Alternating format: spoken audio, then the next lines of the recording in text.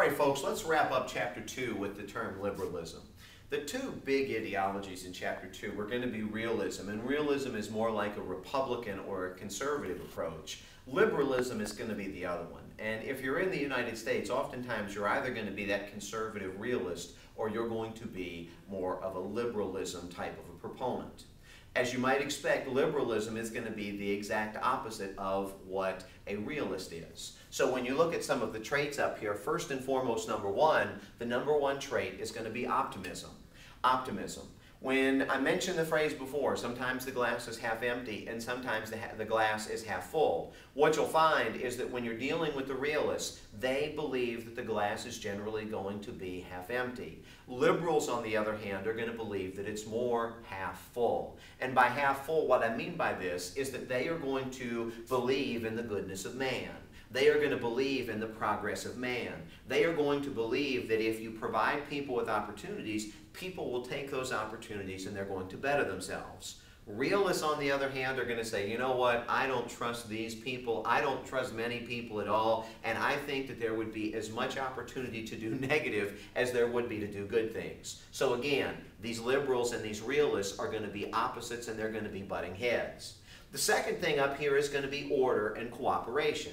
If you remember when I was talking about the realists before, realists basically believe that there is an inevitability for conflict. Conflict has always been in world history, and conflict will always be.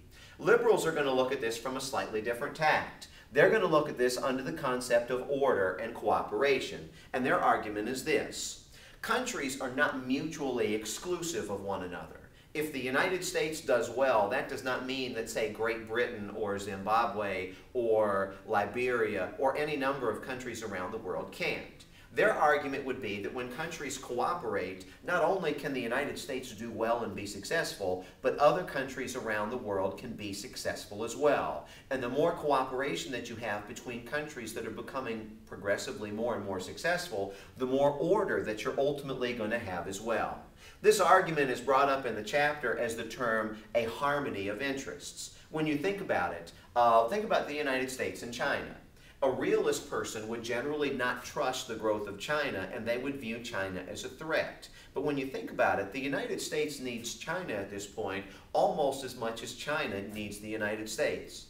When the American economy goes through a downturn, it's going to affect all of the countries in the world. And frankly, probably the biggest market for Chinese goods out there is going to be the American market. So when our economy struggles and our markets don't purchase as much, China will directly ultimately be affected. The Chinese need us to be successful in order to be successful themselves. Now, having said this, we need China. China provides an awful lot of goods. They provide an incredible amount of manufacturing to the United States. And if that was not there, then the question would be, where indeed would the United States get this? China also is somebody that finances, it's the largest holder of our foreign debt overseas. So with this in mind, we need China. One of the big initiatives under Obama, certainly with the economic stimulus and maybe talking about redoing healthcare and talking about a number of other programs to try and strengthen the American domestic side of things, has been dependent upon money that the United States borrowed from China. And when you consider that they're our #1 loan holder overseas, there is the possibility that we will borrow more from them. So in fact, when you think about this, while both sides under a realist perspective could view each other, the United States and China, as threats, they also, as the liberalism proponent might argue, would have to view each other as being within a harmony of interests. The better that the United States does, the more that China will be able to benefit, and certainly the more that China can provide, the better the benefit for the United States would be. Liberalism, or liberals, are also going to believe in the inevitability of progress. Their argument is, and again, this goes back to the idea that the glass is half full.